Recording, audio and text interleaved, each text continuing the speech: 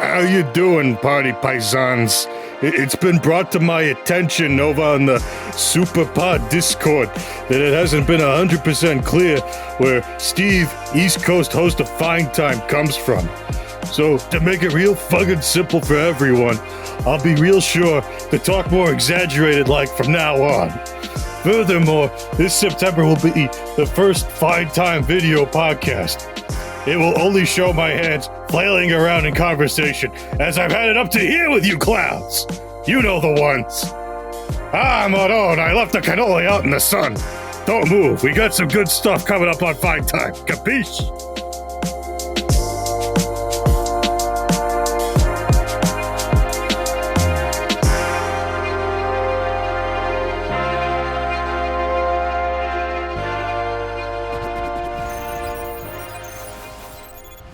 Step into video game land. Welcome to Fine Time.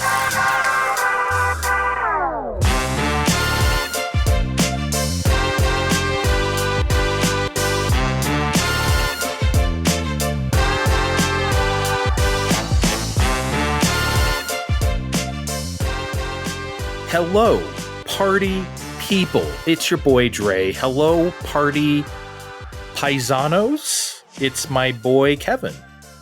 I can't do that accent. I wasn't asking him to, Steve, but he feels nervous about it already. Whatever. Forget about it, Kevin.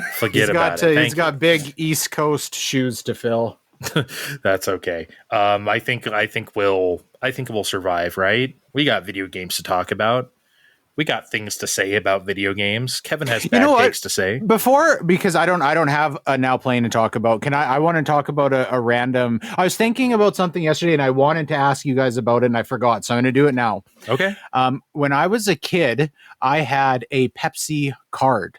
It was, I don't know, I think there was a Pepsi Club or, you would get points for it. But I was, I don't know, maybe 8 or 9 when I had the Pepsi card, and I took it really seriously. I was like, I am a Pepsi card carrying member. And actually that was the reason I needed to get my first wallet, because I needed to have somewhere to put my Pepsi card.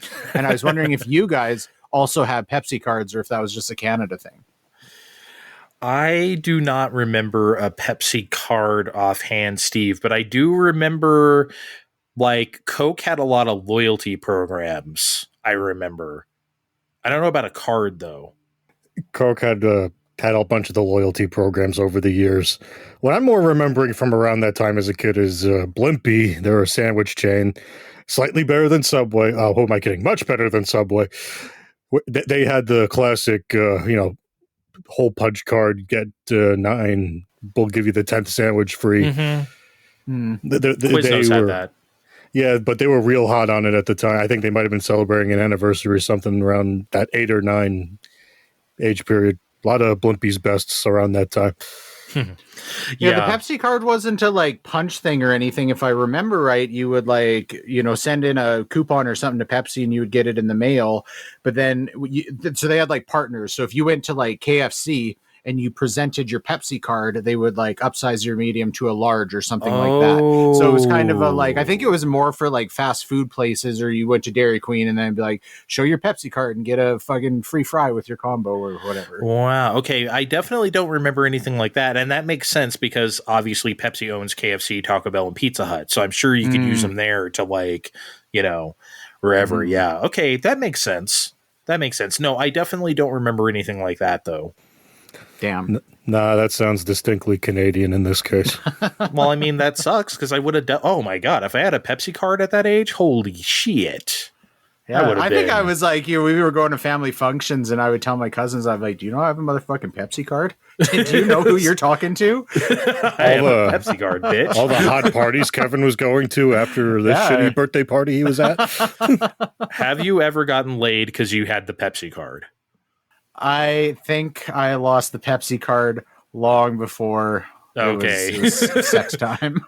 Damn. Okay. Damn. I was wondering how long you carried it. I wish now though. I wish when I was, an older gentleman, I still had the Pepsi card just so I could have tried that out. Because I honestly think if you went to the bar and you're hey baby, I got a 10-year-old Pepsi card. Like that has to work sometimes. Yeah, because now it's a conversation piece. It's like, what? There was a Pepsi card? Yeah, so I used to go to KFC, and then it starts a conversation. Yeah. Like, oh, this guy's fucking interesting and important. You know who that works on? When you run into the Bacardi rep lady, the one who's trying to sell you the rum. look, lady, do you know what this is? Yeah, I got this membership for years. I'm kind of jealous. Yeah, as a Pepsi man, I would have loved the Pepsi card.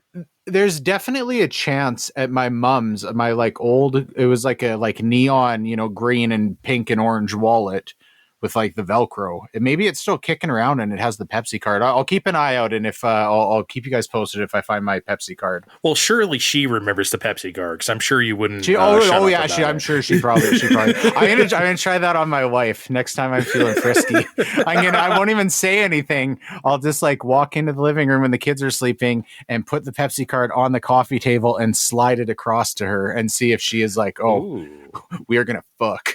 The next time you go to one of the events where you play Magic, you just slap down the Pepsi card, like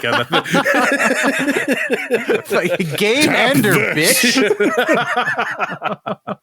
Oh man, I gotta find it. It's gonna change. My Pepsi card is gonna change my adult life. I want to see it. Oh, did it have the thing on the back where you have to like sign your name on the back because it's like official or something? Did you have to do that? I don't remember. Like a credit card almost. Okay, yeah, definitely ask your mom and see if she can find the Pepsi card. Okay, let's talk video games, even though it's not going to be as exciting as that. Me and Steve played a little thing called Dear Me, I Was.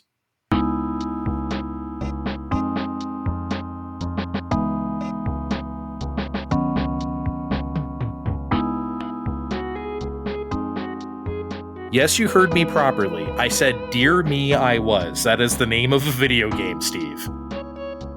Real nice and artsy like there. For sure. So let's give some background to the people, shall we? Because I think that's really important here. So, Dear Me, I Was announced in a pretty hilarious manner. Steve, remember that Arc System Works Direct from like a couple months ago? And everyone thought, oh, Daisuke Ishiwatari's going to be there. We're going to see a new Guilty Gear or whatever he's working on. And then like the hammer, the closer for this presentation was Dear Me, I Was. Everyone was like, what the fuck is this? And rightfully so. I don't remember this at all, and I feel like I would have, because this sounds like the sort of thing that people would have been like, Dear Me, I Was! Dear Me, I Was! What the fuck was that shit? For like a week. Yep. Well, yeah. Well, I mean, and look, this is different because it's Nintendo, but think about when they released that Emio teaser, everyone was like, what the fuck is this? Like, everyone was going berserk. But yeah, so here's the thing. If you were with us, let's say about a year and a half ago, you might remember that we played Another Code Recollection, which were remakes of the two Another Code games. The first one on DS, which was known here in North America as Trace Memory. And then the second one on Wii, which we never got because Nintendo of America fucking sucked ass back then. But that's another thing. So Reggie was not prepared for Lake Juliet. Oh no. Who could be? I mean, the Europeans were apparently, but not us. Do. Thank you. I was gonna sit here in silence and wait until you did at least part of it. So yeah, Nintendo went around and was like, "Hey, who wants to remake these Another Code games?" Arc System Works jumped at the chance because a lot of the people who worked on those games originally, they're the developers called Sing. They did Another Code, they did the Hotel Dusk games, etc. When that company went down, a lot of them went to Arc System Works. So Arc System Works is like, hey, we're still here. We work here now. Let us remake our own shit. So that's how those games got remade.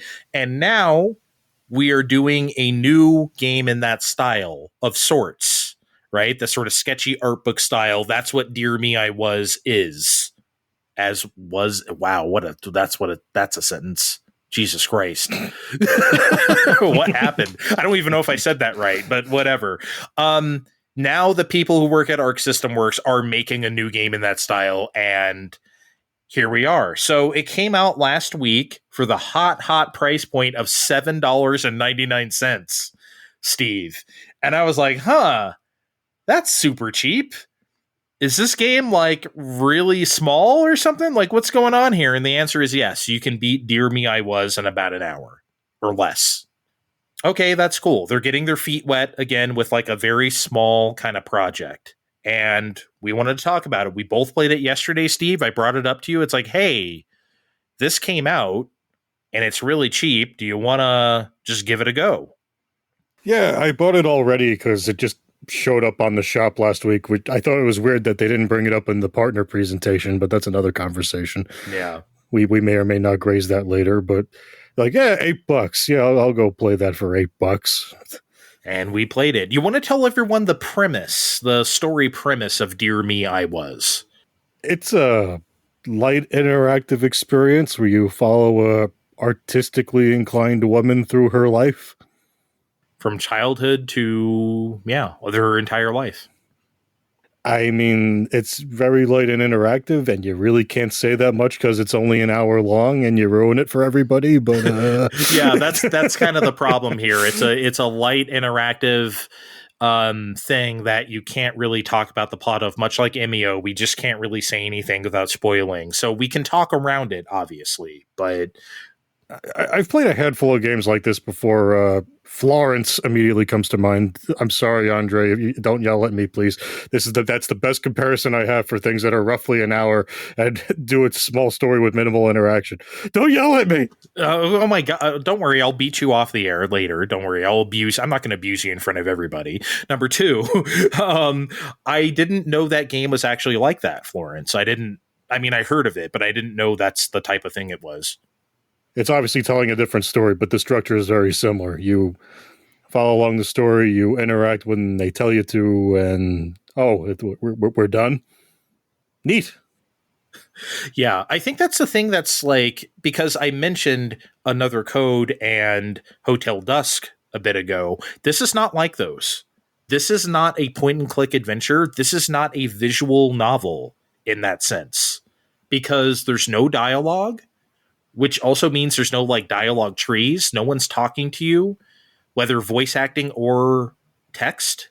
That's just not in this game. This is all completely by feel and visual. Like you see what's happening, and that's it. So how do you interact with this? I'm having a hard time even imagining like moment to moment what gameplay is. So, as Steve said, this girl or woman or whatever phase in her life that she's artistically inclined. She's always liked to draw from an early age. So like if it's time to draw, she pulls out a sketchbook and then like there's like a pencil icon that appears on the screen and you just literally hold the A button and kind of search where the lines would be on the screen. Oh, I'm drawing this or whatever. You just kind of literally weird. Like rub the page with the pencil icon and then it shows up. No, I would be remiss if I didn't bring up that here on Switch 2, what separates this show Don't Tell experience from something else like Florence was that they actually let you use the mouse to do that. I did not do that because I was at work and playing this. I beat this in a work break, everybody. That's how short it is.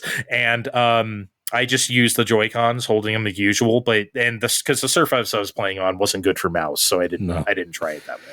No, I mean, fair enough. And for me, I finally got one of them lap desks things, and it was good. This was good to put it through its paces just a little bit. Okay, so it does work. That's good to know. But yeah, Kevin, that's basically all you do. And like occasionally she has a meal, and these meals change throughout her life. Obviously, when she's a kid, she's having little rice balls and a couple of tomatoes, like a kiddie meal. And then she grows up and has croissants and like coffee and whatever for breakfast. But even then, you just click on the various like. Press the egg. Okay, she ate the egg. Press the coffee. She drank half of it. Press the coffee again. Okay, she drank the rest of it. That's literally it. So there's no way to do this wrong. You just are going through the motions to make the game proceed.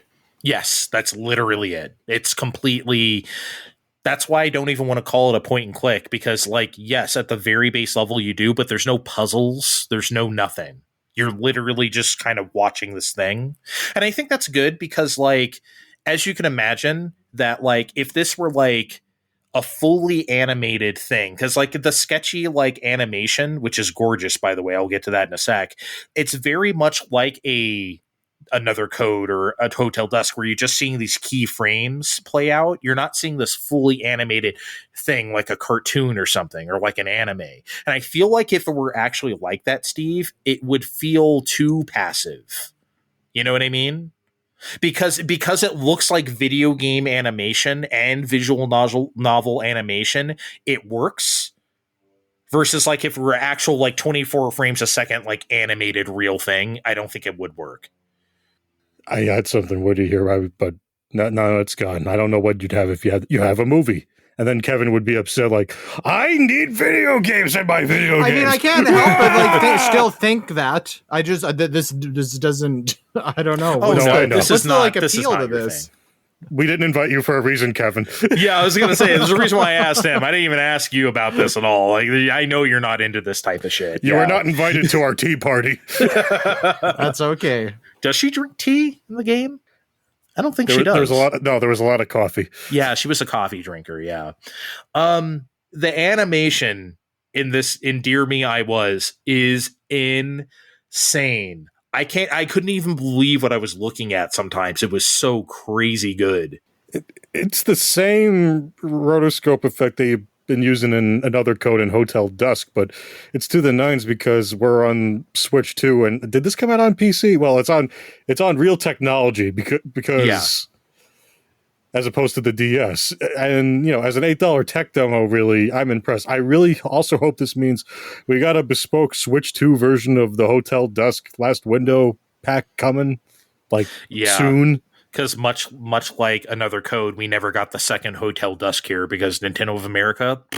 So, yeah, I would love for them to do a duology of that. Maybe this is like kind of an in-between kind of, dude, if the Hotel Dusk remakes look anything like this, oh my God. They did something different with another code. They remade those in 3D graphics, and that's like kind of a different thing. But like, Hotel Dusk has a look, and doing this would be something like this would be very close.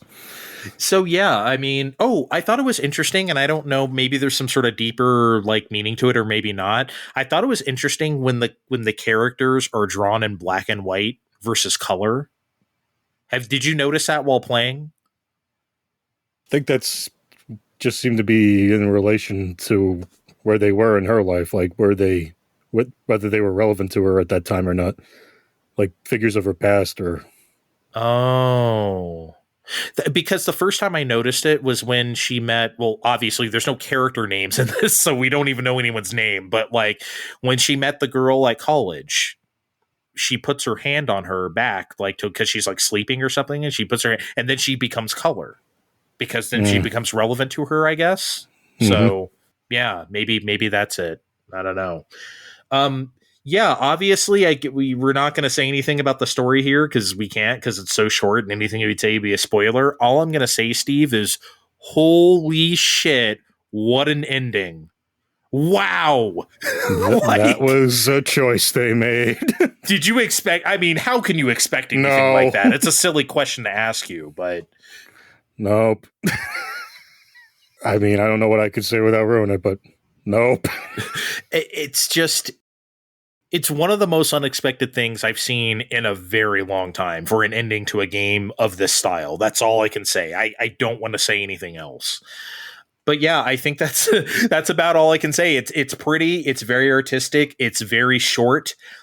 It's very cheap. If this sounds like something that is your thing, definitely check out Dear Me I Was. If you like visual novels, if you like anything of that sort and you want something a little different, do it. If you like games that end sometime today. Would you guys please give it a rating of better than owning a Pepsi Card or worse than owning a Pepsi Card? I think definitely, man, I don't know. The Pepsi Card does have a lot of utility. I think I will. I think I would have to see the Pepsi Card first. I have to see how cool it looks. Yeah. Okay.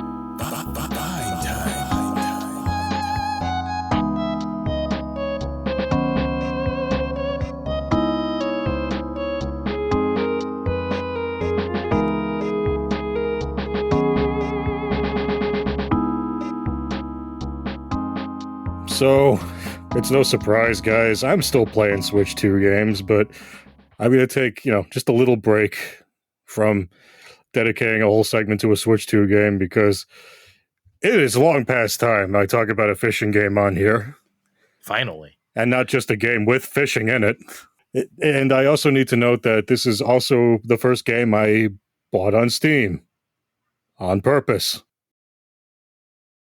No surprise gasps from you guys. Okay, that's fine. Kevin, I keep threatening to buy him stuff on Steam that I'm going to force him to play. Like, you're going to use the goddamn computer, and that's it. my Steam library isn't empty. It's just loaded with free downloads from Wario 64 advisements and other such giveaways. What a cheap ass. I'm never really on here. Oh, well, you're going to be once you play UFO 50. Coming soon to Switch 2. Anyway.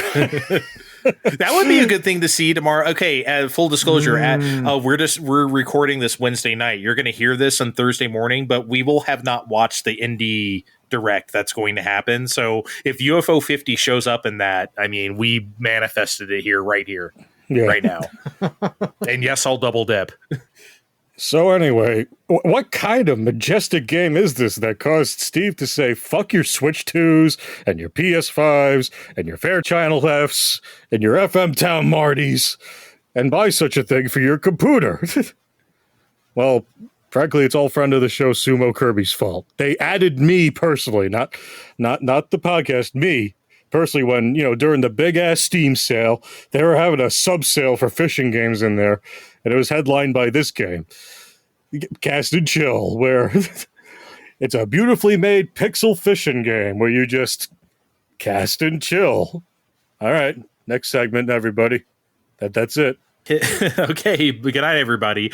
The way the kids use and chill nowadays makes it sound like you're getting a blowjob while fishing. Is that what happens in this game? Maybe when I leave, but there's a bit more going on than that, or the computer wouldn't have me logged on for hundreds and hundreds and hundreds of hours on Steam if you're looking at my profile. Yeah, it seems like you're always playing this game. In a way, I am. I'll get to that. Okay. You pick a guy. There's no character creator. I talk about character creators a lot on here. There's no character creator. There's you just scroll through guys and you pick one that's like, yeah, okay, he's going to go fishing. And then you pick a little animal friend from a little lineup of dogs or cats. Sadly, they're all cosmetic. They don't help you track fish or anything. They just hang out with you while you go fishing. Surely you picked a cat. No, dog. I tried finding I tried finding a Butter or a Stella, but I had to settle for a Bloodhound. I think just the companionship seems functional on its own. Yeah. Yeah, and you go out on your little boat with your little rod and your little bobber, and there's some light banjo and ambient noise playing. Like you hear the rustle of the leaves, and you're floating there on the boat, and you catch some fish, and you fill the boat to capacity, and you bring it back to the dock. Then you start getting money. And then there's this guy running a shop, and he's just this big guy in a beard, compared to everything else you've seen so far. Like, oh, hey, how you doing there? And he just wants you to keep fucking fishing. So he could just sell you everything. Better rods, tackle sets, bigger boats, licenses to get to newer fishing areas. Sometimes you slip him a few coins in his little tip jar, and he's just like, hey, here's some better shit that I didn't have out before. Well, why not? Why fucking not? Or better places to go fishing, or, fish out the bigger specimens, or, which is good, because if you want a goal, who doesn't want a goal in a video game, right? This first version of the game, there's 50 fish to find, with the unstated goal of trying to catch the trophy weight for each.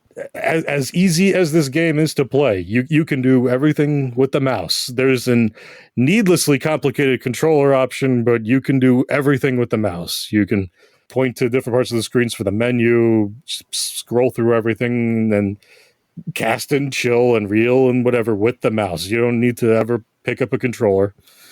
Catching the whoppers is not the easiest thing, especially as the game goes on.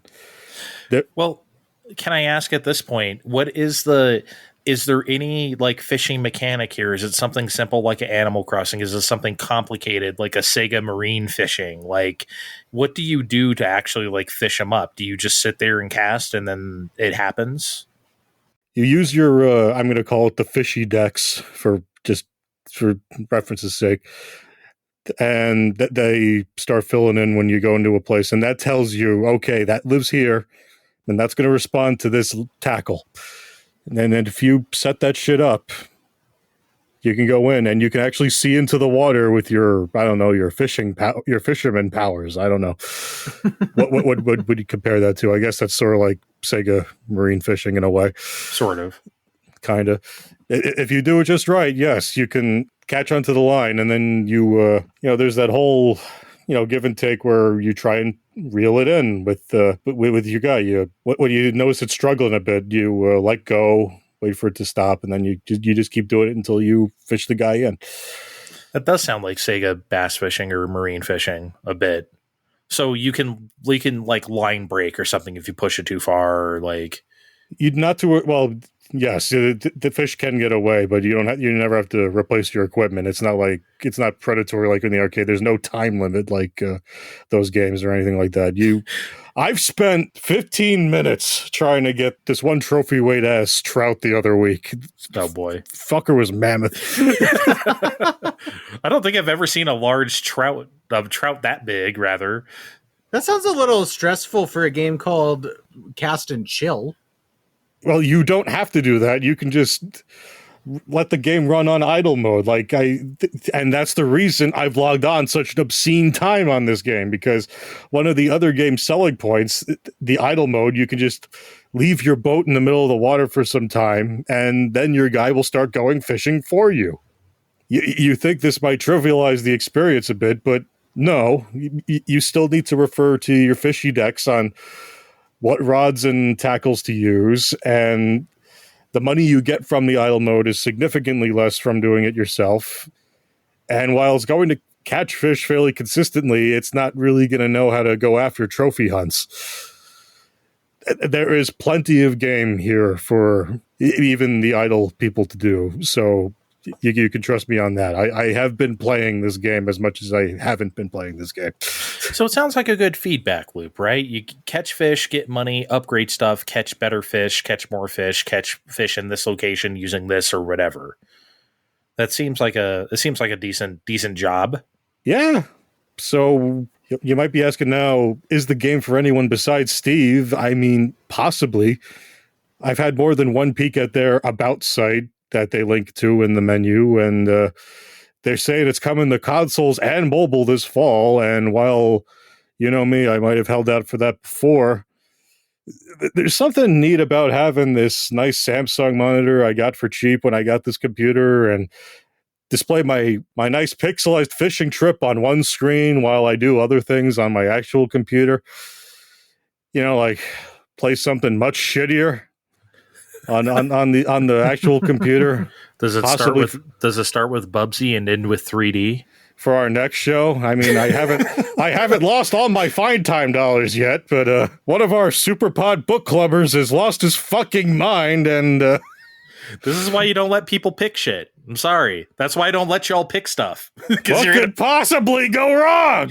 I'm sorry, fine time audience. That's why we don't allow it. Well, the last game was Legacy of Goku 2, and I wasn't beating that shit first. That's got to be way better than Bubsy 3D. It is, based on my 2 hours with it. But that's my own fault for not rushing through that, and then having Donkey Kong Bonanza come out and ruin that forever. How much is Cast and Chill? It was on some kind of weird sale when it first, but I think it's around $15. Okay. That sounds good. How much is that? Like that, I think that idle mode for something like this is really interesting. It kind of is like raising a Tamagotchi or something, where it can just kind of like do its own thing while you're away. Is that do you think the like idle mode is really accentuating your Cast and Chill experience? A little. It definitely got me some money while you're doing the thing, because you do need the bigger boats and the licenses to go to different places, and that could take a while if you're just sitting there doing it yourself the whole time. So, if you're going to work, you might as well put the game to work yourself in that way. So Yeah, I like the idea of like leaving it and then looking forward to coming back and being like, all right, what did I earn? What's going on and what's changed since I left it? That's kind of cool. but again, they're like, if you're like me and you found all the fish, but there's still 3 trophy weight things you still need to get. Can it ever will it ever be like, oh, I did catch the trophy fish while you were gone, or is that just not a thing? I think it has caught a few smaller ones, but there's some bigger-ish fish that I'm like, I don't think it's going to look for this on its own. I think I'm going to have to just sit here when I have a minute and go find it, which is how I spent 15 minutes fishing up that trout the other week. Yeah, is that it on almost said Fish and Chill. I can't even get the name right. It's not your fault. I did call it Fish and Chill in the notes forever. Yeah, because I thought I was losing my mind. It's like, are you playing now the sequel, Cast and Chill? I'm glad you played this. There's something that always makes me feel good about when you talk about playing fishing games. I agree. It's a good time, and on the computer, I'm sure it'll be fine on consoles and things. But I think, actually, no, on having it on the mobile will probably have a pretty good idle thing going too. But on console, I don't know. Yeah, we'll see. We'll see how it works on console. All right, we'll be back. We're going to talk about this Nintendo Direct Partner Showcase in a second. You're now live on Fine Time.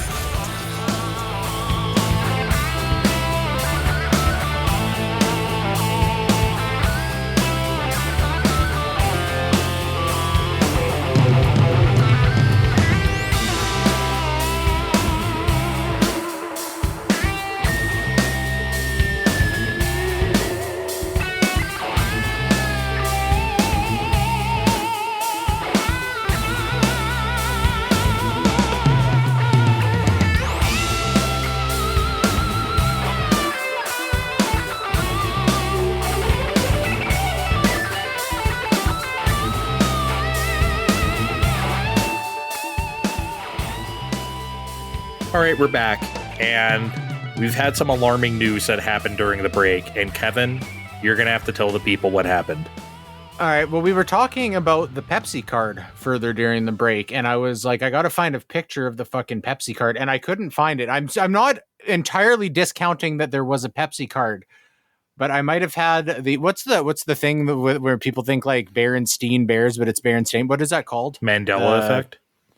Yes, I think that might have been what's going on. I think I definitely did also have a Coke card, if I even had a Pepsi card at all, because I found the Coke Canada card that I definitely had. And I might have just thought because we were a Pepsi family that I had a Pepsi card, but maybe I had a Coke card this whole time. This whole intro, we recorded a whole show on the premise of a Pepsi card. And now you're telling me it's a Coke card, and I'm a Pepsi man. I know. And I feel like you just lied. I mean, the wool has been pulled over my eyes so severely. I feel horrible. This is definite, and it's like a Canada thing. They had Canada Coke cards that are exactly what I'm describing. You would think as a Coke drinker I would approve, but no, as a series of lies, I really can't approve of this either. Let's just not close the door on me, because I could still find this wallet, and maybe there was a Pepsi and a Coke card, but I can't find a Pepsi card that there also might be 500 Canadian dollars in there. Yeah, man, I feel like a fucking sham. This is I'm betrayed. I am hurt. I am bamboozled. I don't know what to feel right now. Yeah, I feel like I've betrayed myself. Yeah, I'm very disappointed. I mean, look, I almost don't even know if I can continue the show right now, but I think we should persevere on. We do have to talk about this Nintendo Direct Partner Showcase, and I don't know. I can't really feel the same about you right now, but I feel like we should just soldier on, There's nothing else we can do. Do we really need to talk about this partner showcase? Yes. Tell everyone your bad take about it before we start, please. I don't think this is a bad take, and I think I'm far from the only one. I could not believe when you guys didn't agree with me. I thought this Direct sucked. I'm partner not saying showcase, quote unquote, Okay, first of all, they should have had like a legitimate direct probably before Bonanza came out. Now, I know you guys keep saying, well, we're reporting on what happened, not what we think should have happened. And I'm not saying we lie about it, but I think this was the wrong move. They came out with the Switch 2. It's been out for a while at this point. I feel like the upcoming release schedule is still, I'm not saying there's nothing coming. It feels a little bit murky, especially when we're like, it's different than going like Wii U to Switch. I feel like Switch to Switch 2, like the kind of the development pipeline should just be like kind of a through line. I don't feel like things should feel quite as ambiguous as they do at this point. And the first thing you do after a console launch, I feel like should be somewhat of a statement. And this partner showcase, if they decided that the first thing we should do is a partner showcase, they should have at least been able to justify it. We were sitting watching fucking trailers for I keep wanting to say FIFA, the FC soccer game for Madden. We were sitting watching the fucking 3 or 4 minutes of the turning a marshmallow over a campfire game. So much of this was stuff that we have already seen and is getting ported to Switch, stuff we already knew about, stuff that I don't think the vast majority of the core Nintendo fans care about. Again, not saying there was no merit to this. There were a few things. I felt like this was a massive letdown for their first kind of post console launch show. I thought it was fairly garbage. Okay, we've been doing the show a while. We have watched a fair number of partner directs. Has there ever been a good partner direct that blew us away? That has never happened in the history of Nintendo. I get that. I just think that if the first showcase thing you want to do after a console launch, if you're deciding that thing is going to be a partner direct, then it's got to be somewhat of a banger. It's got to be, it doesn't need to be a banger. It needs to have a fucking purpose for existing. I don't know. It just felt like it was a majorly missed opportunity. And what's more, now we're having the fucking Indies Direct tomorrow, spaced out a week. Whatever they're fucking showing for 15 minutes tomorrow, I guarantee they could have they could have used what was in this showcase last week. And the vast majority of that could have been a fucking 2-minute sizzle reel in a legitimate direct. They pulled a basic bitch Switch Direct the week before Switch 2 was unveiled. Remember, they did that shit to us, and that wasn't great. We didn't even talk about it because we didn't even have the room to. We tried to, but I cut it from the show because we were talking so much Switch 2 stuff. But it was just that thing had the hammer of fucking Tomodachi Life coming out in 2026, and we were like, dog, what are they doing right now? Yeah, but it just felt like a fucking kick in the balls this time. Why? It's a part. What else would you expect, Steve, from a partner direct? They're never that good. I wouldn't say they're even that bad. It's a partner direct. We got games from their partners because everyone always likes to complain, oh, there's no third-party support on Nintendo. Well, here's the third-party support on Nintendo. I would have rather had nothing, though. They could have. You're insane. Okay, put stop. most of this No. We're not doing that. We would have rather had nothing. Come on, get out of here. Save the good stuff for a direct, so it feels like it's worth doing. No, I'm not going to go with you. You would have rather had this not at all? I don't think so. Yes. Calm the fuck on. And Kevin, the path to the end of the year is not as ambiguous as you're making it out to be. Of all the games Nintendo has announced, there's only 2 without a date, and that's Metroid Prime 4 and Splatoon Raiders. And those are going to get dates when there is a real direct in September or October, which you do know they are going to do because they always have a real one. September or October seems too far away from a console launch. Here's the thing. I agree with you 90% of the way. I do not think it's good that we haven't had a real direct after Switch 2. One of the great things about the original Switch was just they had that presentation in January. The console comes out. We had a couple of things. We had a Splatoon 2 direct. We had an ARMS direct. But then E3, that direct fucking blew the doors. That was great. That's when they showed Metroid Prime 4, or at least announced it was happening, right? That's when we had a lot of stuff. They Kirby Star Allies, Yoshi's Crafted World. They didn't even have names yet, right? They were just showing us stuff. And it's like, that's what, yes, I agree. That's what we need right now. That is not what we got right now. I would never expect that stuff from a partner direct. And I certainly wouldn't say we shouldn't have had one at all and saved it for a real direct. I think that is actually asinine. Like, man, sorry. I don't fucking see I literally don't see where you're coming from. I'm not fucking hamming it up for the show. I literally just thought it just felt like such a letdown. Like, if the first thing you're going to show shit off after the new console, if it's going to be a partner direct, then it better be a fucking good one. It was not. They're never good. When has there ever been a good partner direct? Oh man. It's never happened. But why are we fucking doing that as the first thing we're showing off after the console launch? I agree with you. Please, listeners, tell these guys they're fucking because I come in and I was like, you guys, I'm sorry, that was ass. And they're like, what did you want? What did you want? I want something to feel good about the Switch 2, and it's time now. It's not time for this fucking watching trailers for Madden. I agree with you. That is not what they're giving us. I'm not going to shit on the partner direct for being a partner direct, which are never that good, for existing. Yes, I wish it were something else too. It's not. Oh, fuck this partner direct up its stupid ass. Wow. Help me, Steve. So the first game they showed off was a little thing called Monster Hunter Stories 3. And I know Kevin doesn't particularly care about video games like that, so he doesn't care that it's coming out only on Switch 2 in 2026. Only Switch 2? For the time being. No Switch version. Interesting.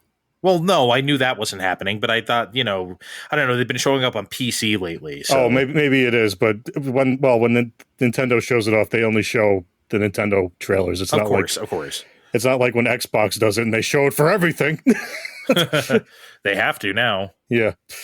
I don't know. I love this cheesy ass trailer. It makes me want to finish playing the other ones. I'm balls deep in a playthrough of the second one, but I keep getting stopped by load times. Well, that was back on Switch 1. Now on Switch 2, I should hop back in now that, we power through that most of the way. Well, as you well know, Capcom loves to put everything on 90% off on Steam all the time. Maybe you should just play those games on the computer. But then I'd have to start over. Oh my God, maybe it won't look like shit. Well, that's the reason why I'm interested in this. It finally doesn't look like a shitty 3DS game anymore. So wow, this looks like a real game. Maybe I'll actually play Monster Hunter Stories. Shit. Maybe the next time the first two are on sale on PC now, I'll actually play them. This actually got me interested. So I'm kind of here for it. What they showed, I think immediately after this, if I'm not mistaken, was Once Upon a Katamari. So it's a brand new Katamari Damacy, which hasn't happened in a long time. This isn't because they've been remaking them lately or doing remasters of them. This is a new one.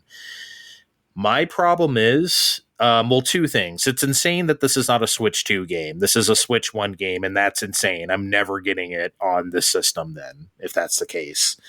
Love yourself, everybody. I know I haven't said it in a while. Love yourself. Love yourself and get it on a real system with real graphics.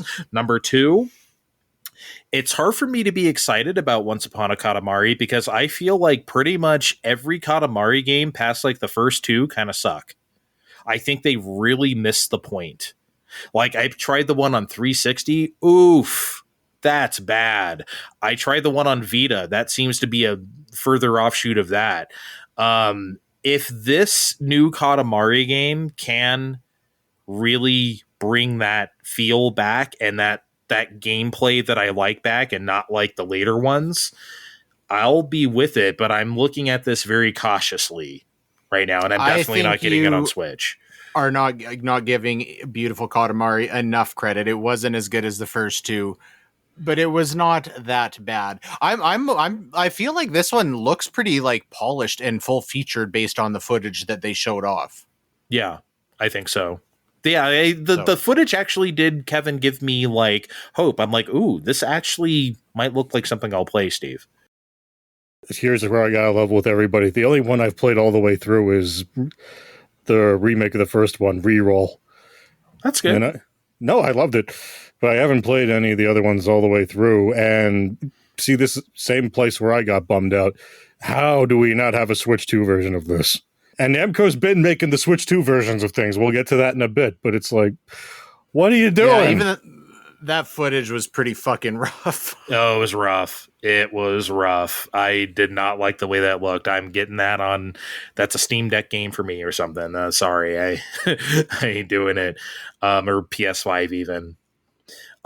So sometime after this, they showed Pac-Man World 2 Repack.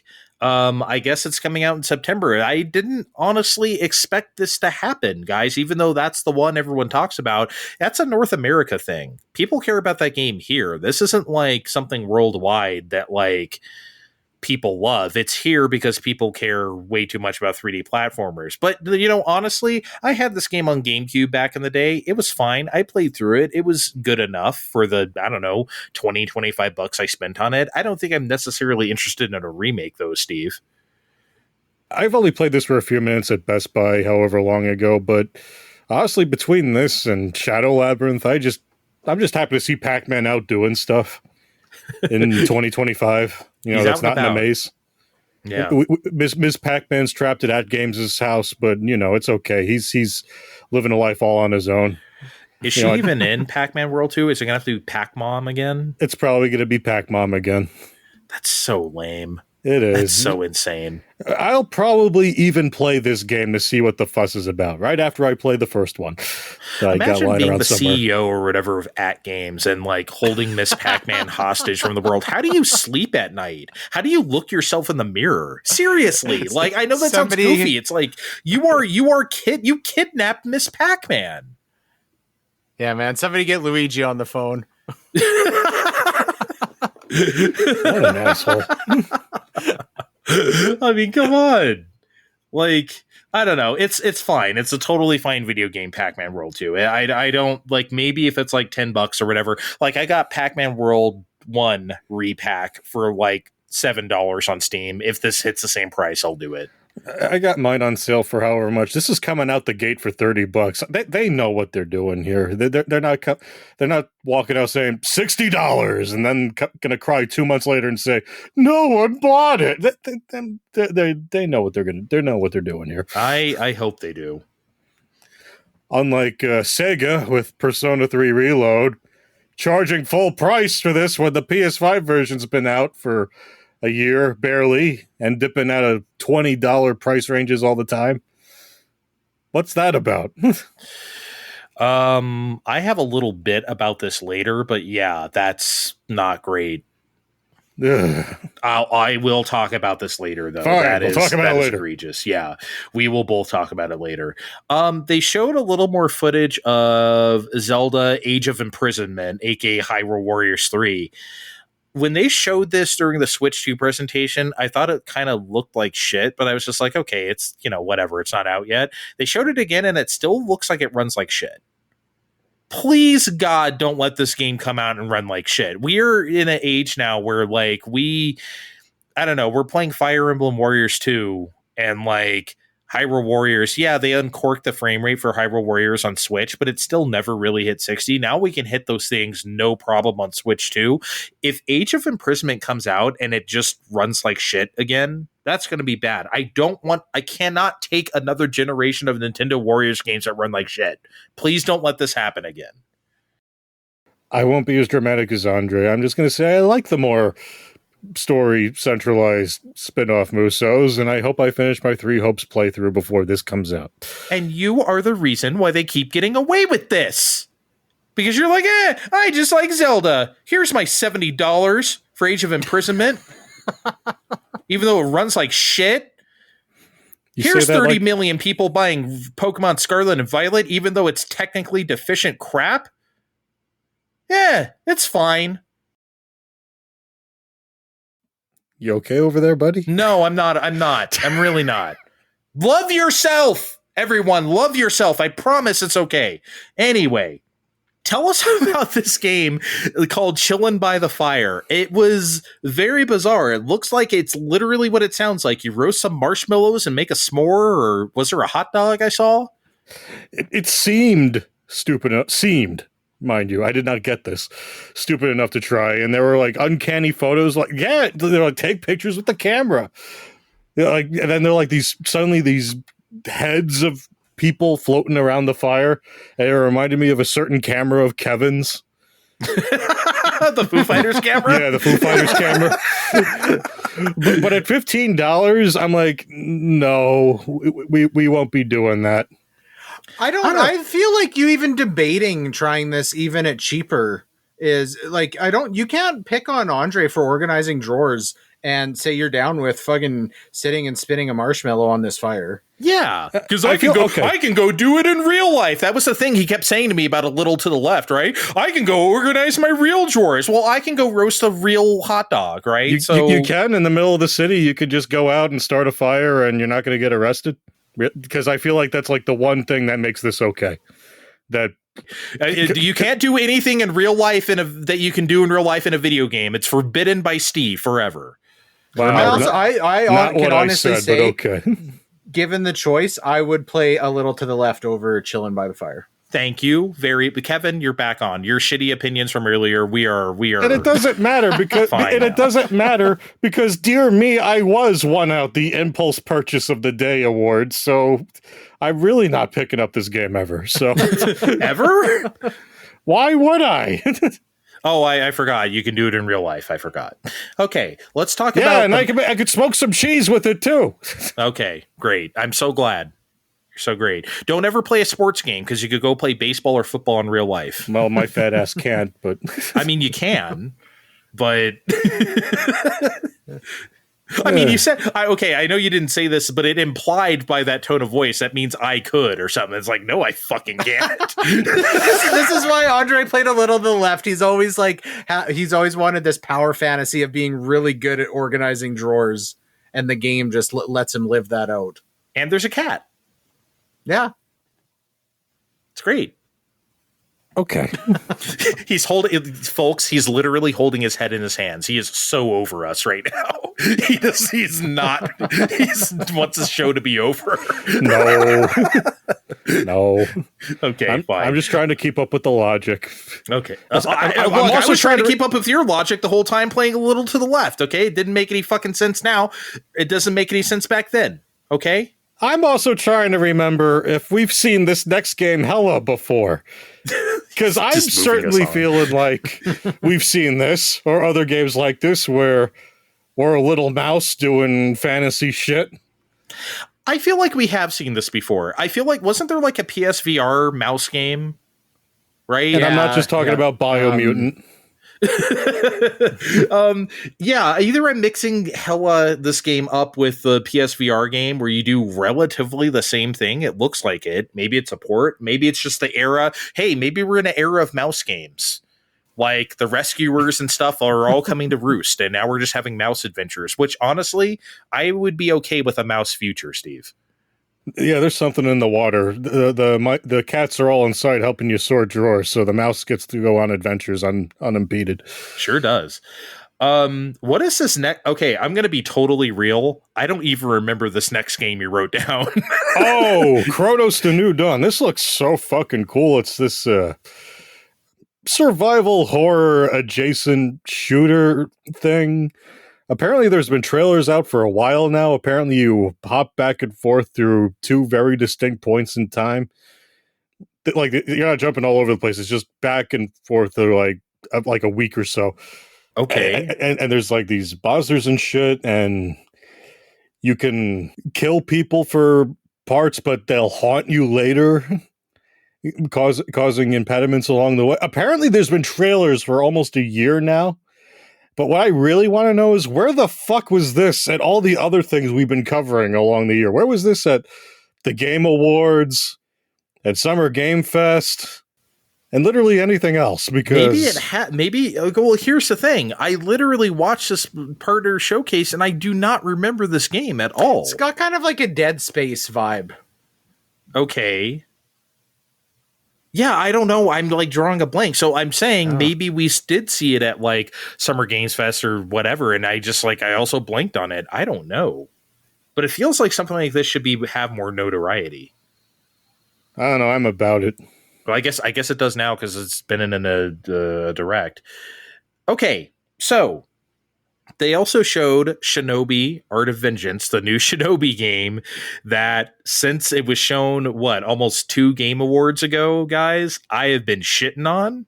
Because I'm like, this looks like crap. This isn't Shinobi. You guys remember, I said all that stuff. And I was like, I don't think so. When they showed the Sega, what we're calling the Sega 5, yes, we're still trying to make Sega 5 happen. I have not been on this. I have not been with this game. This always looked like crap to me. But then they released a demo. They showed it again, and they released a demo. And we all played it. And I feel like I should go first since I'm the one who talked the most shit. This might have to be a mini fuck I was wrong because I thought this looked great. I actually really liked it, and I thought it played pretty good too. It felt kind of visceral and cool with the kills and the swordplay in a way that like Ninja Gaiden Ragebound absolutely does not. That game just feels like any other generic 8 and 16-bit ninja game you could play. That doesn't feel very Ninja Gaiden. Shinobi Art of Vengeance feels very Shinobi. It's different. It's not like the old games. This isn't Shinobi 3. Hell, it's obviously not Shinobi 2002 or Shinobi PS2, if you will. But damn, I'm actually very impressed with the way this looks. I'll have to go back to those original trailers and see if they like did a whole lot to it visually, because I feel like I'm not looking at the same game anymore. Or maybe I am, and I'm a big old fat liar this whole time, right? I'm should just try playing super it on wrong. Play it on Switch 2 and handheld and see how it looks then, because I played it a bit on handheld and then on the TV, and I think it's just like a resolution scaling thing being a Switch 1 game on Switch 2 handheld, but it was like something is wrong there. When you play in handheld, it just doesn't look. So for those who don't know, the Switch is 720p. Switch 2 has a 1080p screen handheld. So you're saying like it looks stretched or something? It should scale. No, it's not. It's not like an aspect ratio thing. It's like even the text in the menus look like extremely fuzzy and off. Like the borders on everything in gameplay look like it's just like terrible anti-aliasing or something. I don't know. It just it almost seemed like it was just like a technical deficiency that was going on when I was playing it in handheld. I was kind of wondering, like, should I reboot this as something just like it was very noticeable to me, especially with the text, that it looked like it was, yeah, I don't know, kind of grainy. That's and weird. shitty. I played it on the TV, obviously, so I didn't see this. But even if they just did the raw 720p on the Switch 2 screen, it shouldn't look like that. It should be fine. Yeah, it shouldn't look look like that. So I put it on the dock, and I was like, oh yeah, it looks fine on the TV. So okay, I did not like this demo anyways, and I was not interested in this really to begin with. I thought the voice acting was not very good on this. I thought the movement felt weird. Like when you're in midair, you cannot attack upwards or downwards, which felt like weird just for the combat in this game. I thought the like level design was pretty bland. I don't know. I thought this was, I didn't think it was offensive. I just was like, yeah, I don't get the appeal at all. Kevin, you're coming to Shinobi expecting top tier voice acting? Yeah, that's the voice acting. I mean, it was like really, it seemed like House of the Dead bad. I don't know. I think that's okay. Well, first of all, I definitely didn't feel it was House of the Dead bad.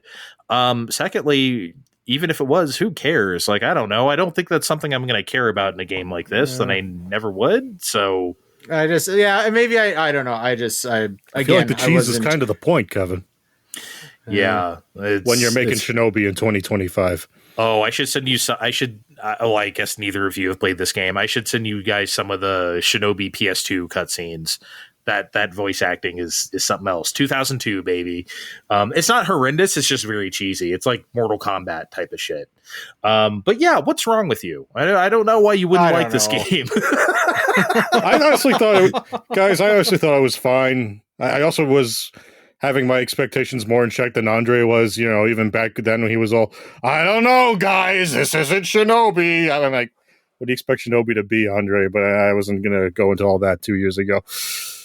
I mean, I figured we'd get Lizard Cube's interpretation of this kind of game, and I hate to keep bringing up the Messenger. Who am I kidding? I'll always bring up the Messenger when it's Ninja game time. But in an age where it's been obvious that no one knows what they're doing, this feels fine. It's about what I expected this was going to be.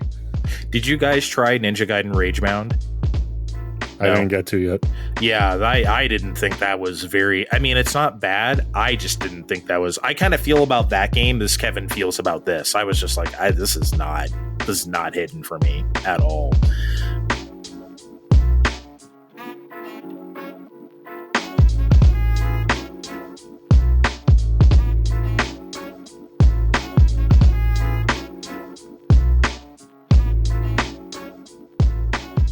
Okay, we played another demo, and one we liked a lot more, I think I can say across the board, which was The Adventures of Elliot, the Millennium Tales. That's a title, huh?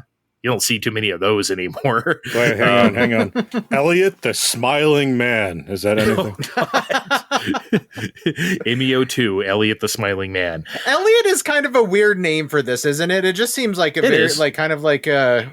know. It's such a like fantasy game, and Elliot just sounds like a guy that works at the DMV. 100%. No, it is a weird name. Okay. Maybe this is the one that they'll rename before it comes out. I don't know. They never do. It's not called Project Elliot, the Millennium Tales, right? Like where they just remove the project. Yeah. Next year it's going to come out and be Project The Adventures of Elliot, the Millennium Tales. Yeah. Y'all have a lot to say about this. So you guys start wherever you want, and I'll interrupt you rudely. I want to start with the question because you guys have done much more HD 2D than I have, so maybe I've just been not paying close enough attention. Is this the best HD 2D has looked yet? I mean, it's possible. I thought it was very impressive with what they were doing, and if I use my mind meld with Andre, he'll just say, it's because they don't have to use Switch anymore, and it's not holding it back. Yes, you're correct about that. However, I have been playing this stuff. I mean, I played PS5 Octopath Traveler 2, and that game, to me, is still the pinnacle. I mean, look, I'll have to see more of Elliot, Kevin, to see what it presents to us, but so far so good. I will still put Octopath 2, like that's still my tip top. But this looks really fucking good. I might say this is number 2. Okay. Yeah. So I was really like initially I really liked everything here. Just from looking at it, like starting out with the demo, everything just feels really fucking polished here. I really like the character art, like when they show the characters with the dialogue is awesome. Everything feels like a little cheesy, but it like I think good cheesy. I'm still feeling that out. Yeah, I think it is a bit cheesy, and I think I would want Steve for a game like this to feel a bit cheesy. I don't think this would like Octopath are very serious games. Like almost overly so, as I think as Kevin has complained about. I think Elliot has a much lighter tone whilst keeping that look. Yeah, it's a fairly optimistic storyline from the outset. I mean, you're a guy with a fairy traveling through time. I mean, I am sure there are bad things that are going to come out from that, but we got to see a fairly bright and cheery present in the demo, and that's fine too. Yeah, I just don't think we're going to get into Octopath territory where, this girl grows up at a brothel or, it's shit like that. Yeah, I don't right? think that's appropriate for this game. Yeah, we're not going to be having that in Elliot. Yeah. I do want to take a quick... I want to take a quick detour because I really liked most of this, and most of what I have to say is positive, but I want to bitch. Okay. When I first started playing, and the voice for the fairy, like forget talking about voice acting a minute ago. That voice is fucking terrible. I honestly cannot think of a voiced character in a video game that I dislike more than that. Like within 5 minutes, I was like going through the menus looking for a disable the fairy voice menu option, and unfortunately, it's not there. So I just turned the volume off on all the voices. Did this irk you guys, or was this just me? Okay, so it wasn't great, right? She did interrupt a lot. She was pretty chatty. I didn't mind the voice itself. It was the frequency with which she talked. She just kept yapping. But here's the thing. In a demo, I'm going to cut that some slack because it's like ostensibly the beginning of the game. So maybe she just talks a lot to help you along or something like that. But yes, it was overbearing. And Steve, this is the kind of things why we always fill out those surveys after the demo, and they always listen to us. They typically, there was a few things to iron out in Octopath or 2 or whatever, and they iron them out. Yeah, that's the big thing everyone forgets about these demos. A big chunk of them are released about a year ahead of time. And this one in particular, it was very curated for what we were meant to see. I mean, I think it even said up front, this was the movement and combat demo up front. So late spring or early summer of next year. So like, we're not even going to hear about this for a long while.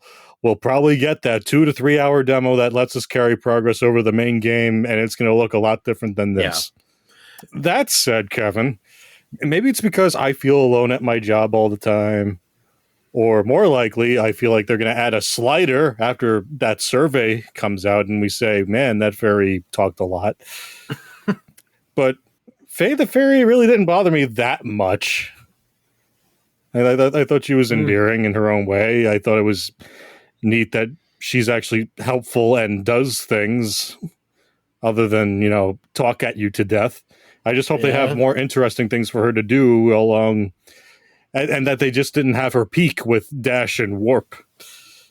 The frequency was a lot. I could have dealt with that. For me, it was the voice. It sounded very much like an adult lady, like trying to talk like a baby. And I think that's what fucking irked me so much about it. I understand. I understand how that could be irksome. It just didn't, the actual voice itself didn't bother me so much. Just that she wouldn't shut the fuck up. But I got over it. I fucking turned the voice off, and everything else was like, because I was like, oh, I think this is really cool, and then that voice had me like down on the demo for a few minutes, and I'm glad I came back around because everything else is great. The environment in this was awesome. I really like that swamp, and they've got like that cool oily sheen on everything. It feels like they've just done a little bit different than like the typical like fantasy setting that you would see in a pixel art type game like this, where it's really got its own kind of identity. Even outside of like Octopath, I think this has got its own look to it, and I really like that's what I was going to say. It doesn't just look like Octopath, but the action RPG version. It really does look different than that. Controls were awesome. Like the momentum and jumping and everything felt really good. I was really surprised. Like the first time I realized if you walk off the edge of a cliff, you can just walk off and you'll fall down. I was just expecting it to be like, well, there's nothing there. You can't walk there. And that felt good just because to me, that makes me feel like the developers are really confident in the movement and the controls, and they don't feel like we need to be restrictive about where you can go. Yeah, there's a lot of games that won't let you do that anymore, whether there's a fence or not. And I do like when games let you do that, even though it's quote unquote useless. I think it's like to be careful of your footing, to know that you can fall off and lose life is, I think, can be, something that can come back. Yeah, it feels kind of liberating to me. Yeah, I like it. Yeah. Speaking of life, I noticed that it's closer to Zelda than Mana. I know Mana was the obvious comparison at first, but it's closer to Zelda. We have, not hearts, but more like health bars, really. No experience. We have a menagerie of weapons, but we power things. All the weapons feel great, by the way. We got to play with 4 of them overall, and they all felt great, but everything gets powered up through Magicite that you stuff in a briefcase. I was kind of hoping we were going to get a Resident Evil 4 sort of thing, like, okay, here's all the Magicite, now fit it in here like a puzzle and we can shove more in here, but fine. I guess we can make do with a basic bitch point system. I guess. Well, point being, I just liked how, no, we're not going to grind. We're going to explore this world of Elliot if we want more life or more power. And I like what we're doing here. Yeah, I know it was a demo, but it kind of felt weird, like going into those little temples and doing those challenges and getting like 3 quote unquote hearts more or 4 or whatever in the space of like an hour. It's like, whoa, I just like got a 30% more life and like, like how far does that go? Now, I'm sure that, again, this is just a demo. We don't know if it's actually like that in the real game, but like, are you going to have like 50 hearts or whatever by the end of the game? Like, that's just like, a bunch of little icons on the top. It's kind of weird, but who knows? Who knows how it'll play out? I'm very interested to find out, though. This is definitely like, look, whether we got this demo or not, this would have been right on the wish list. So, yeah, hopefully they send out that survey and we get to say a few little factors that aren't the best, and then they listen to us. What else you guys got on this game, if anything? I have a question for you guys, and this is I don't know that I even necessarily have an opinion about this, but in the dungeons, so when you go between different floors, the enemies come back. There's the one when you like kind of like go through all of the sand like sinkholes or whatever, and so you're changing floors quite a few times through there.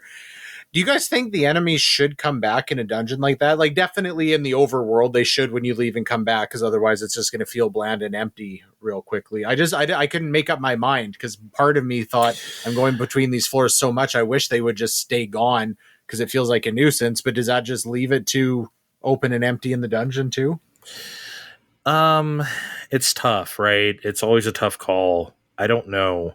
I can say that it didn't bother me that they respawned. I'll say that much. Didn't really bug me too. I mean, again, pointing at Zelda, both have happened over the years, so yeah. I don't know. Yeah, it's a tough question. Okay, I'll put it this way: if the game comes out and it plays exactly like it does in this demo, with they respawn, that'll be fine. I'm okay with it. I just don't know if it can be improved in some way.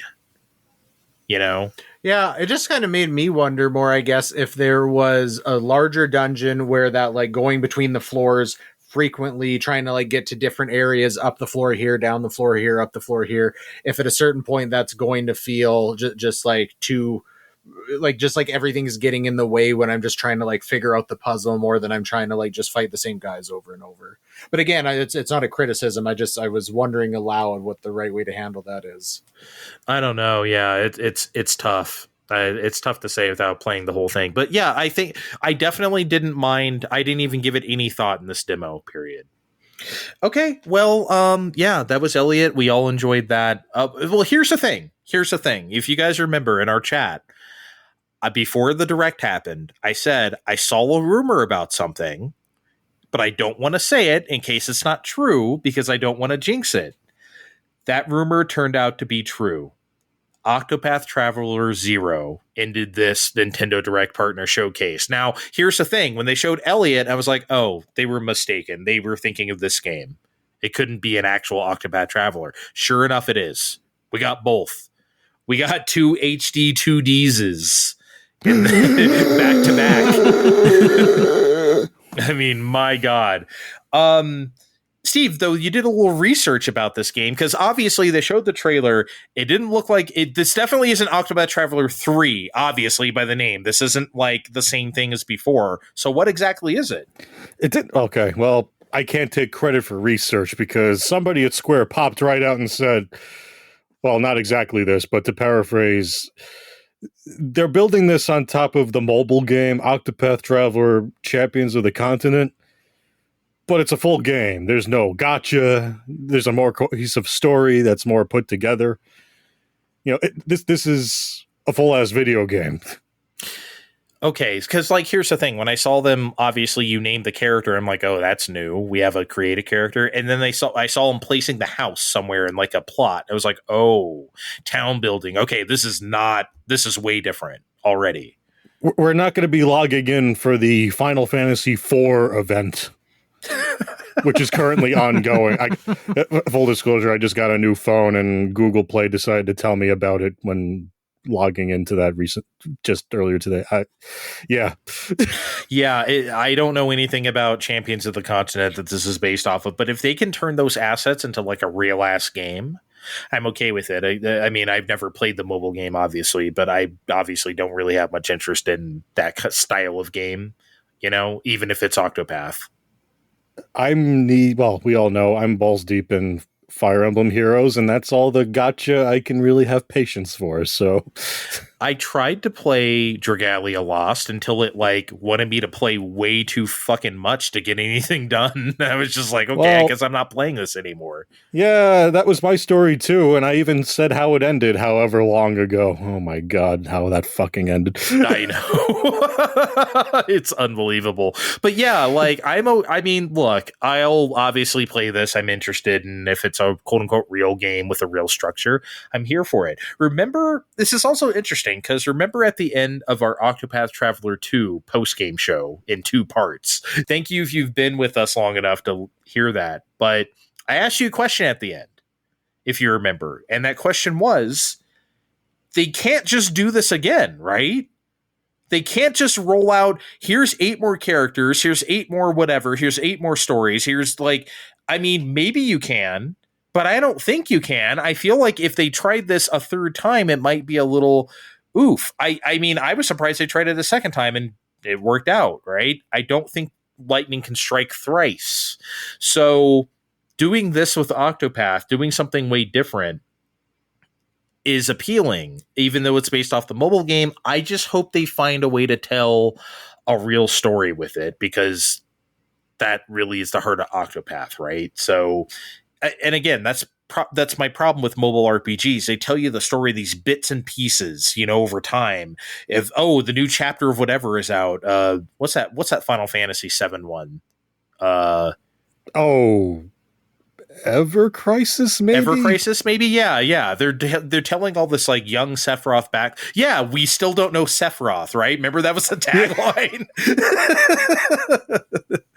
We still don't know Sephiroth. So like, yeah, but I don't like the story told that way. I just want to experience the game, you know? And hopefully Octopath Zero lets us do that. You already know where I sit. After seeing Square Enix saying, we're gonna get rid of everything, I'm just happy to see that it's not exactly the HD 2D just yet, between this and Dragon Quests and maybe some other things that might be hiding in there. Who knows? Yeah, who knows? Anyway, the whole thing was worth it, Kevin, for those 2 things at the end. They could have just had those 2 things, and I would have been, you know, like a pig in shit. Those would have been... Those and Katamari would have been excellent inclusions in a real direct. Oh my god.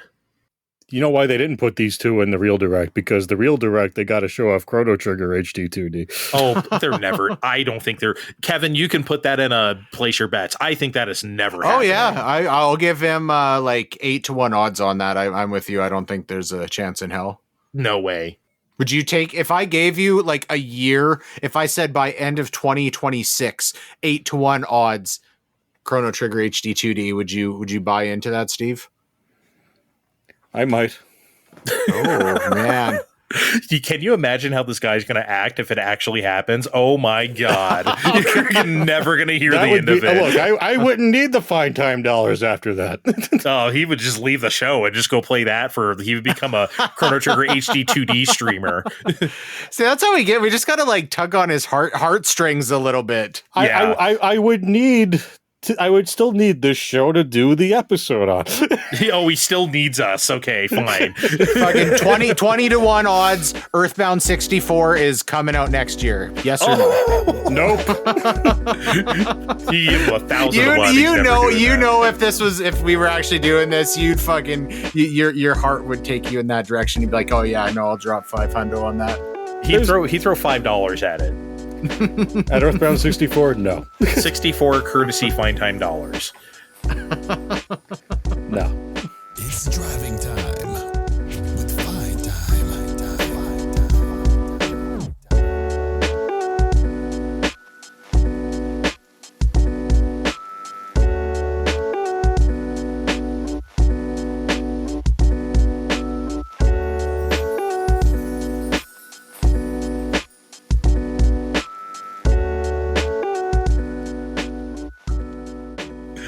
All right. Okay. Well, before we stop talking direct, I do have one topic I wanted to bring up to you guys, and it was I've been thinking about this a while, and this partner direct really showed it to me.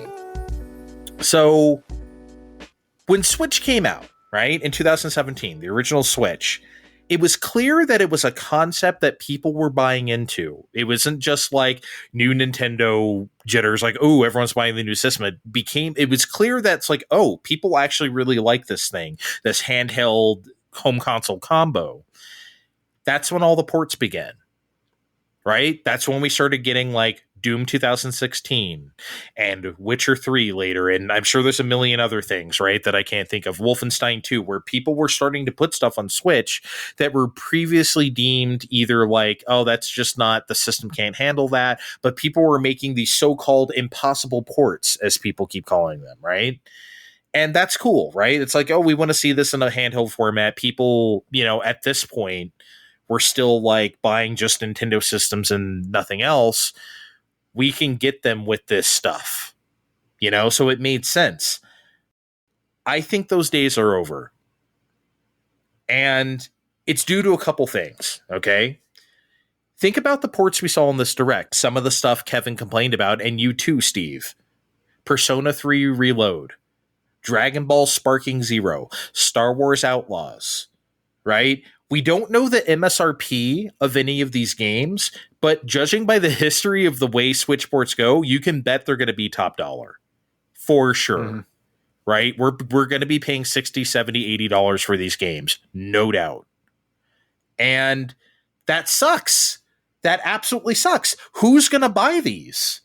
This is literally becoming the Wii U situation of like, hey, we got Mass Effect 3 for $50 when you can buy like the entire trilogy on like 360 for $20, right?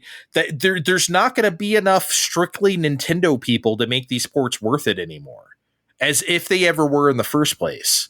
Like, this isn't 2018 anymore. Like, the landscape is really different, which brings me to the next point of Kevin. You remember we had that discussion about, I think it was like a year ago, whether Switch 2 needed to sweat the PC handhelds, whether it's Steam Deck or ROG Ally or whatever. And we concluded together, no, they don't need to sweat that shit because they're Nintendo and they're going to have their own games. They're going to have their own exclusives, whether it's first party or third party. It doesn't look great when Persona 3 Reload is going to come out on Switch 2 for even $50. Let's say the low end, Steve, of $50, okay? Let's say they're being generous.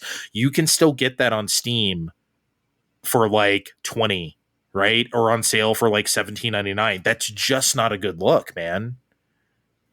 Full disclosure, I got mad at this because the other day, Warrior64 posted the pre-order link for $60 alongside the Amazon PS5 link for $20. And I'm sitting here going, well, no, I got enough to play already, and I don't need Persona 3 Reload that bad.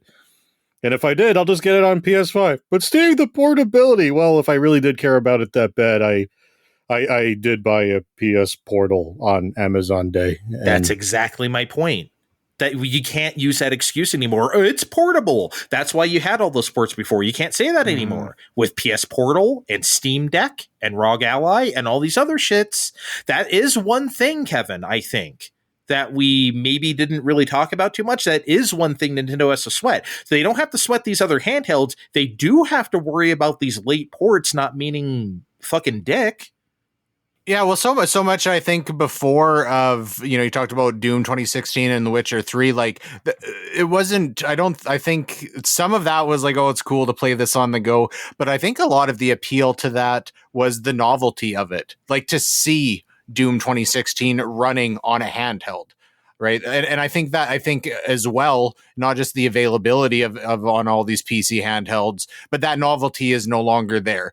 I don't think we can say as a hard and fast rule. Like, I think stuff like Elden Ring, them bringing Elden Ring to Switch 2, like, I think there's going to be a market for that. Cyberpunk, like, I think just because Cyberpunk has always been such a technical showcase and has such a interesting history, like, that's something that people think is interesting on there. And also, it's a launch game. Because it's like, you need like the bang whiz. Okay, the Switch 2 is out. Let's see what it can do. So something like Cyberpunk makes sense at launch. I just don't think, and I think there is room for those like ports to Switch 2, but I don't think that Nintendo can like near as heavily rely on it as like a selling point for the console. Like, hey, now you can play these games portably here. I think that there's going to be a market for it, but it's not going to be something that they can push systems based on at all. I mean, I think some of that, well, other companies are sort of correcting by trying to make the Switch 2 SKU more appealing. Street Fighter 6 came out at full price, but that also came with the first 2 seasons of DLC loaded on. Okay, here you go. Just pick up where everyone else already is. It's a great value. Fun. $60 with everything already on there. Terrific. I bought it. Here's the best version of Civilization 7 on outside of your PC. You can play with a mouse even. Terrific. Even Kevin's Cyberpunk, it's got the DLC on there already. Even the PS4 version doesn't have that, can't even run that. Okay. I mean, like, some people are trying harder than others is what I'm saying. And I don't know what the answer is there, but I'm like, we're part of the way there, but some people need to try a little harder, I think. Yeah, but it's like Kevin bitched about earlier. No one's going to buy Madden 26 on Switch 2. Like, no, I just don't see that. I wouldn't be that surprised if we maybe start seeing more of, stuff that's a little bit older that they're porting, that, the games we're talking about that they are already selling for $20, and having them just sell those ports for a comparable price, right? These aren't like, physical retail games. Download it on the eShop, pay the same for what you're paying on, it's been on sale for on the PlayStation Store for the last 2 years. Because I think the porting process has just got so much easier over the years that it might just make financial sense to do that. And they'll know that they can sell, triple the amount for just not trying to push it for $50. Yeah, that's what it is. It's really price, right? It's not the fact that the ports are happening late necessarily. It's always a price. It's like I just said about the Mass Effect 3. It wasn't the fact that it's ported. It's the fact that it was $50 fucking on Wii U in 2012. And it's like, I don't think so. That's really the problem.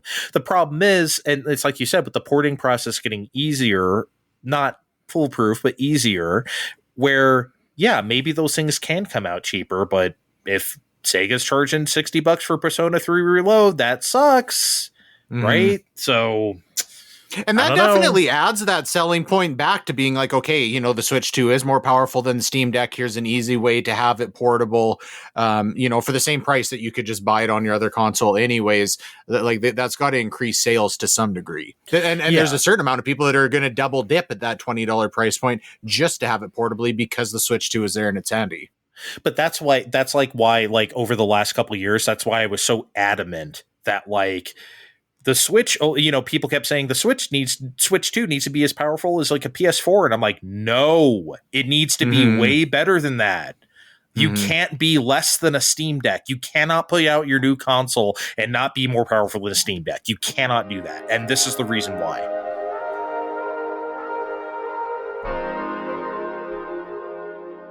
All right, guys, I have a big question before we go. Okay. Because it turns out that Sony's looking for a Phil Spencer. No way, they're looking for a senior director of multi-platform and account management. I always get those two confused. Same thing. The overview for the job, it's posted on Greenhouse, their job listing site, reads, reporting to the Vice President, Commercial Management as Senior Director of Multi-Platform and Account Management, you will play a critical leadership role in shaping and executing the global commercial strategy for PlayStation Studio software titles across all digital platforms beyond PlayStation hardware, including Steam, Epic Game Stores, Xbox, Nintendo, and mobile. This role is accountable for optimizing title profitability, ensuring cross-functional alignment, and leading a high-performing team focused on multi-platform expansion, mid-range commercial planning, and platform partner management. Yeah, that was a mouthful, but it really sounds like they got some plans to release more stuff all over the place, doesn't it? I don't know that they do, Kevin. I'm not sure that this means that.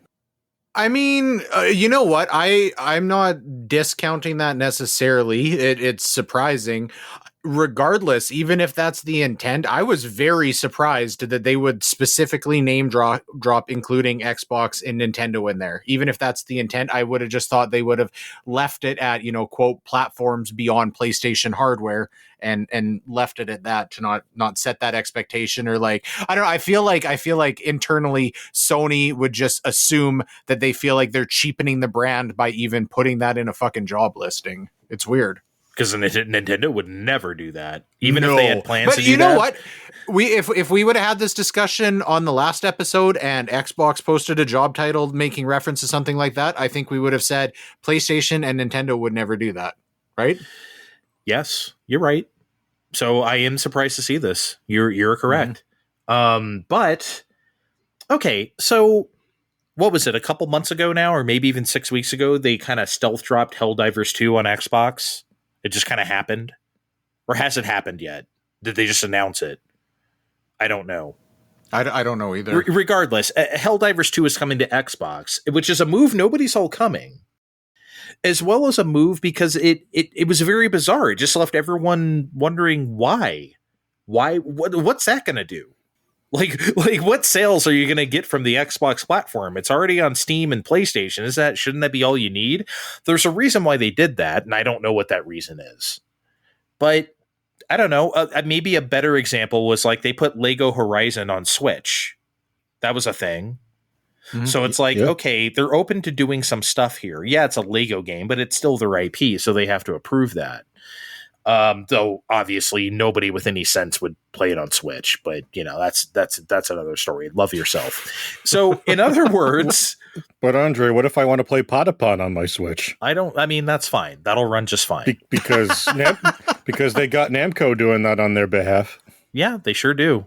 Do you really feel like Lego Horizon though is the fucking hill to die on, where it's like Patapon is okay, but like Lego Horizon is gonna look like absolute fucking ass on the Switch? You know how zoomed out those cameras get on Lego games. That the resolution on that is gonna be booty butt cheeks.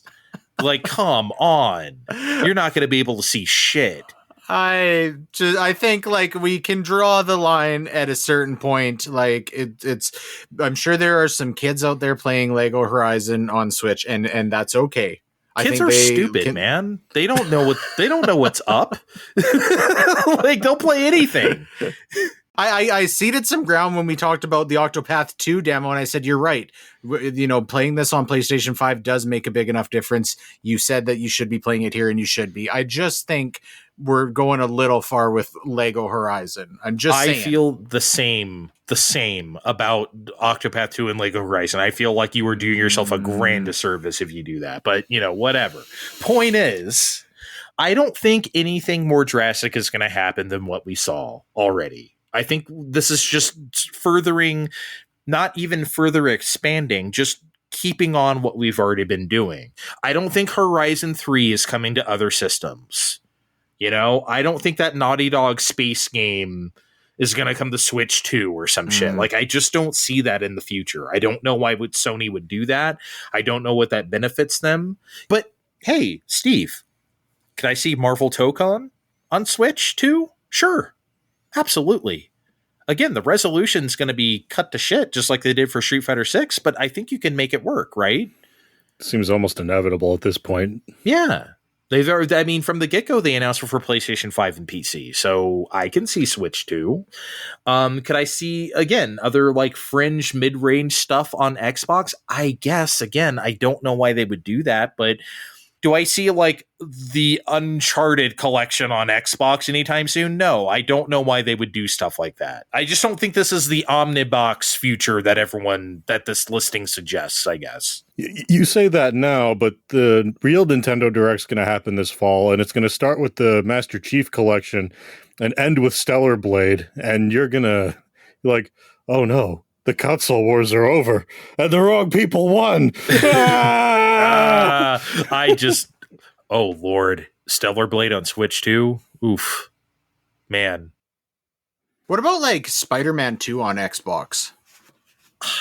I just don't see why they would. I don't see why they would put anything on Xbox, I think. I'm already still like reeling from the Helldivers 2. I don't understand. This is Spider-Man 2 is kind of a weird one because I've actually been keeping an eye out. I thought that game was going to be, we were going to be seeing like semi-regular 50% off sales on Spider-Man 2 by now, and we're not.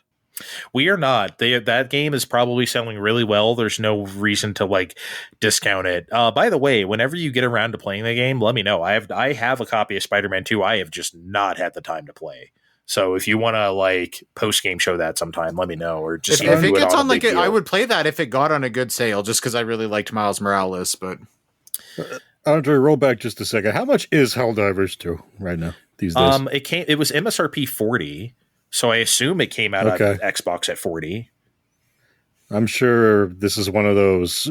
We'll see how it does with these Americans, and then they'll go from there. Yeah, I don't know, man. It's just weird to put anything on Xbox. Switch 2, I get it. Steam, Epic, sure. I don't know why they would ever play ball with Xbox, but I guess here we are. I think that's the show, guys. I think we've talked enough. We were very spicy today. I loved it. I wish we could have every show be this spicy. God damn it.